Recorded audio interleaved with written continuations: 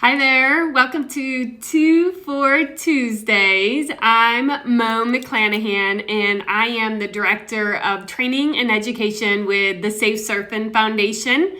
I'm also a high-tech crime specialist with the National White Collar Crime Center.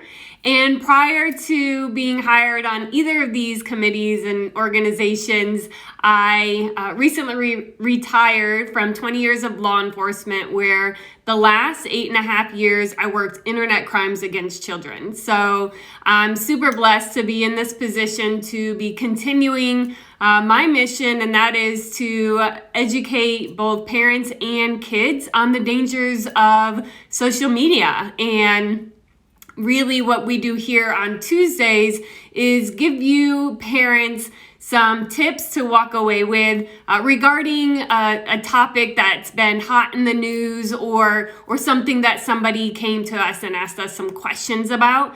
And today we're going to talk about teens on dating apps. And I don't know about you, but does that just scare you, the thought of, one, why are they seeking attention on dating apps, and two, the predators that are actually meeting them and knowing their ages and are still continuing with either meeting them, having sexual contact, soliciting them online, and the stories go on and on.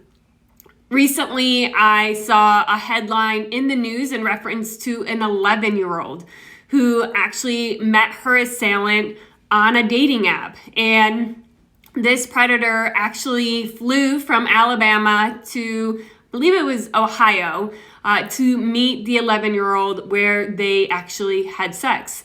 And it wasn't until, a couple weeks later that her father had actually intercepted a friend request from the predator. And in the conversation, the dad pretended to be the daughter, saying, how do I know you? And he's like, from the dating app, I was there at your house. And so they were able to open this investigation, and he's been charged with rape. The question is, how is this even happening? How is he traveling from states away to meet with an 11-year-old? And how is this going on without it being intercepted from anybody else, maybe on these platforms or their security teams? And so, really understanding that, one, this is an issue with children if they have access to mobile devices or even, regular internet. And two, that there's ways that you can better proactively protect them and safeguard them from happening. I actually worked a couple cases involving dating services and apps with teenagers. It was, maybe 4 or 5 years ago, I worked a case using the Tinder app where a 14-year-old and a 15-year-old pretended to be 18 and 19 online, and Virginia Tech students who were of age and older actually met these two teenagers at the home or at one of the girls' homes, and had to break into a basement window. Not really break into, but the girls had told them that they couldn't get through the basement door, that their dad had locked it, and that they would have to sneak in through a window. To me, wouldn't that raise some, alarms if these girls are saying they're 18 and 19? Maybe not. Maybe, girls that age still have to sneak boys in. But as the investigation continued, they said that, they told us they were 18 and 19, and we asked for ID, but they didn't show us any. And so we just assumed that they were telling the truth. And unfortunately for them, they were 14 and 15. And in Virginia, an adult having sex with a 14-year-old is a felony. And the other was a misdemeanor, though they should really be charged with the same act. I mean, they were out in below zero weather, and the girls had actually sent them to a neighboring house.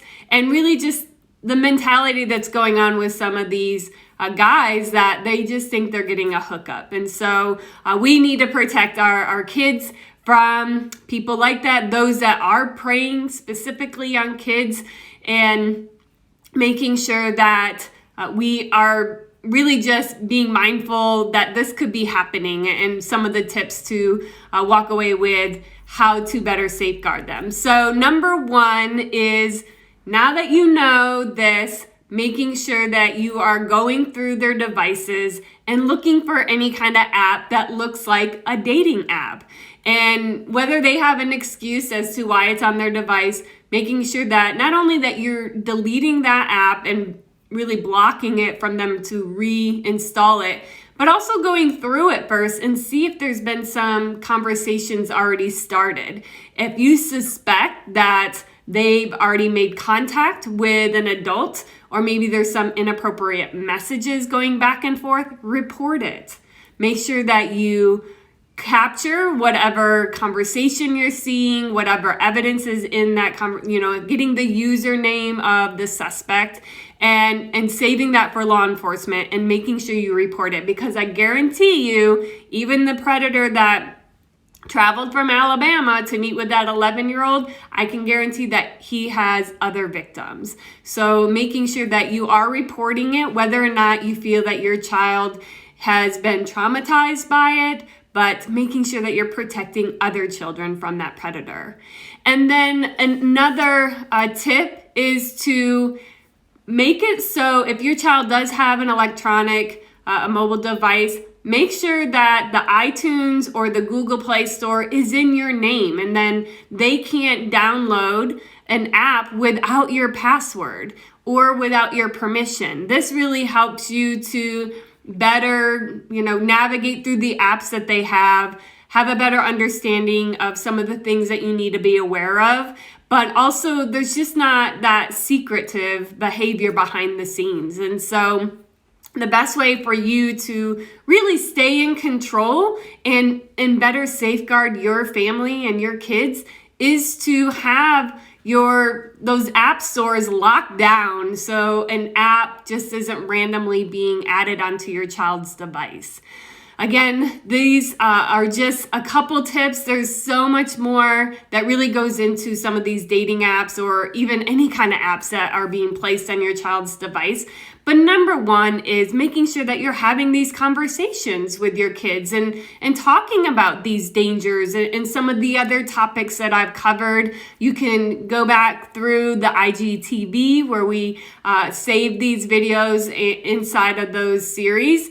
Or you can go to our YouTube, and of course our website. We're always updating that with new resources. If you go to safesurfing.org, you'll find that we've added recently an electronic contract, and that really helps set you, the parent and the child, up for better expectations and understanding what are some of the consequences if they were to violate some of those expectations from you as a parent. And having these conversations, having these different topics that you're going to cover with your child prior to them having just free reign. And then, again, so that's on our website. We have our blogs on there and some other resources through there. So I encourage you to go check it out. If this helped you today, and maybe you know somebody else that this would really help, then make sure you share it, because honestly, we really need to get back to the mentality that it takes a village to raise our little ones, especially as technology is getting crazy and they're more and more online and having all that screen time, especially since virtually learning. They're all now addicted to the screens more than ever. So let's do our part, protect our kids, defend their happiness, and join me again on the following Tuesday. It's every first and third Tuesday of the month, and I'll come back at you with some more tips. All right. Hope you guys have a great night. Take care.